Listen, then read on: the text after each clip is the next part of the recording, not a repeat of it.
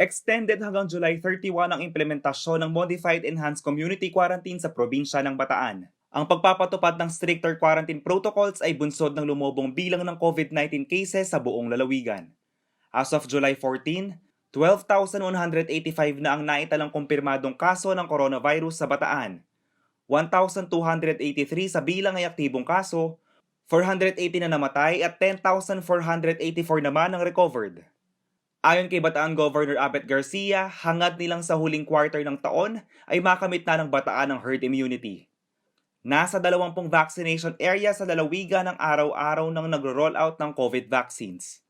Base sa July 14 COVID vaccine rollout ng lalawigan, 87,613 Bataenyo na ang nakatanggap ng unang dose habang 32,590 ang second dose.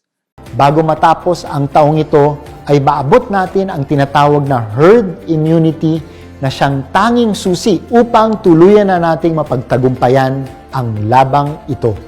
Muling magbubukas at sisigla ang ating ekonomiya, makakabalik na ang lahat sa trabaho, kabuhayan, maging ang face-to-face classes at iba pang nakasanayan nating paraan ng pamumuhay.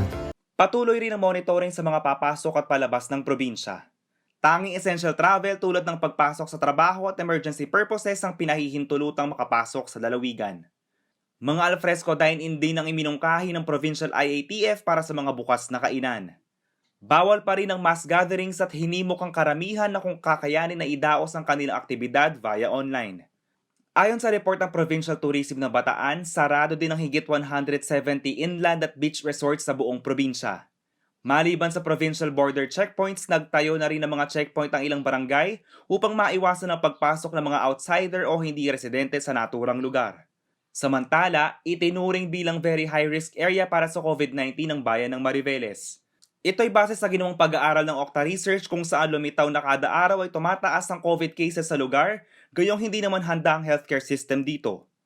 Base sa July 12 report ng Okta Research Team, 280 na naitalang bagong kaso ng COVID sa buong bayan noong July 11.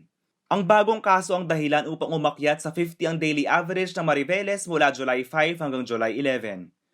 161% itong mas mataas kumpara ng nakaraang linggo.